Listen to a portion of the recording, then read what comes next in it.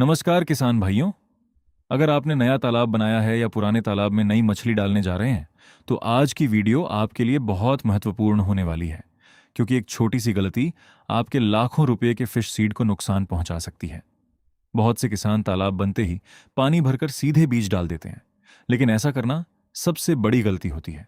अगर पानी की तैयारी सही नहीं हुई तो मछलियों की शुरुआती मृत्यु बढ़ सकती है, ग्रोथ धीमी हो सकती है, बार बार बीमारी आ सकती है और पूरा प्रोडक्शन प्रभावित हो सकता है। आज मैं आपको दिखाऊंगा कि हमने अपने नए तालाब में फिश सीड डालने से पहले पानी को कैसे तैयार किया। हर स्टेप के पीछे का वैज्ञानिक कारण भी बताऊंगा, ताकि आप बिना किसी भ्रम के अपने तालाब में इसे लागू कर सकें। तो वीडियो को आखिर तक जरूर देखें। तालाब की खुदाई पूरी होने के बाद हमने तुरंत पानी नहीं भरा। हमने लगभग 3 दिन तक तालाब को अच्छी धूप लगने दी। अब बहुत से लोगों के मन में सवाल आता है कि ऐसा क्यों किया।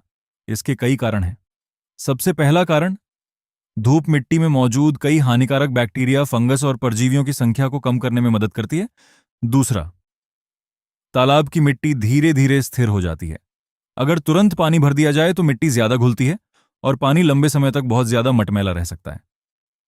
तीसरा, धूप से मिट्टी में ऑक्सीजन का संपर्क बढ़ता है, जिससे मिट्टी की गुणवत्ता बेहतर होती है। यानी शुरुआत का यह छोटा सा स्टेप आगे चलकर पूरे कल्चर को मजबूत बनाता है। इसके बाद हमने पूरे तालाब को नहीं भरा।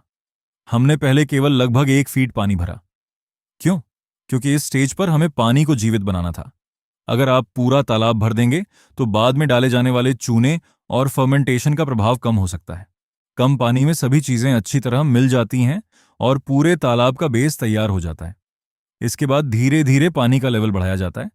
1 फीट पानी भरने के बाद हमने 200 किलो चूना डाला। अब सबसे बड़ा सवाल, चूना आखिर क्यों डालते हैं? बहुत लोग सिर्फ इसलिए डालते हैं क्योंकि सब डालते हैं, लेकिन असली कारण जानना जरूरी है।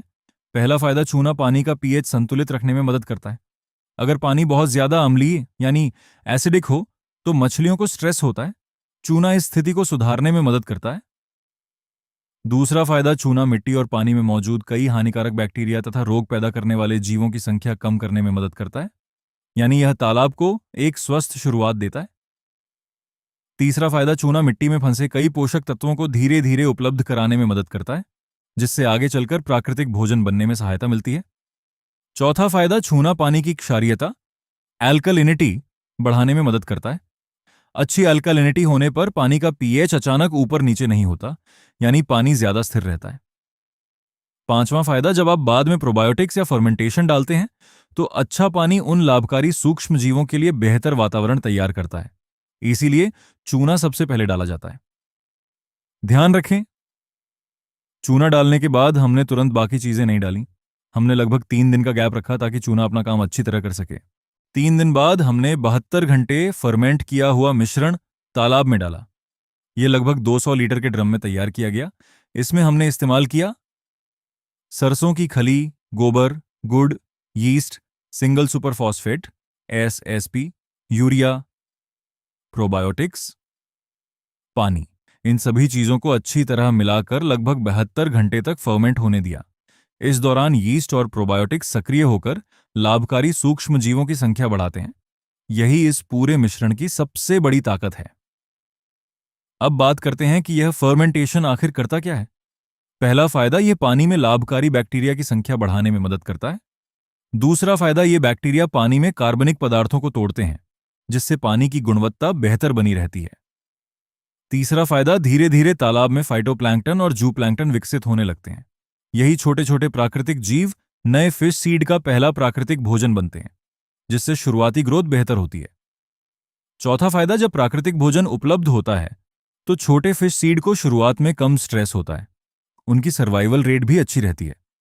पांचवां फायदा, संतुलित माइक्रोबियल सिस्टम बनने से पानी ज्यादा स्थिर रहता है और आगे चलकर कई समस्याएं कम देखने को मिलती हैं।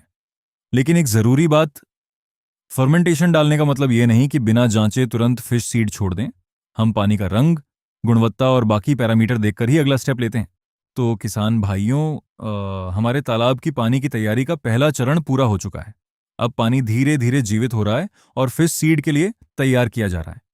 अगली वीडियो में हम बताएंगे फिश सीड डालने से पहले कौन कौन से पानी के पैरामीटर जरूर चेक करने चाहिए, सही समय पर बीज कैसे डालें, एक्लिमेटाइजेशन कैसे करें ताकि शुरुआती मृत्यु बिल्कुल कम हो।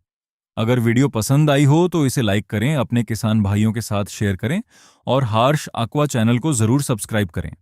मिलते हैं अगली वीडियो में। जय हिंद, जय किसान।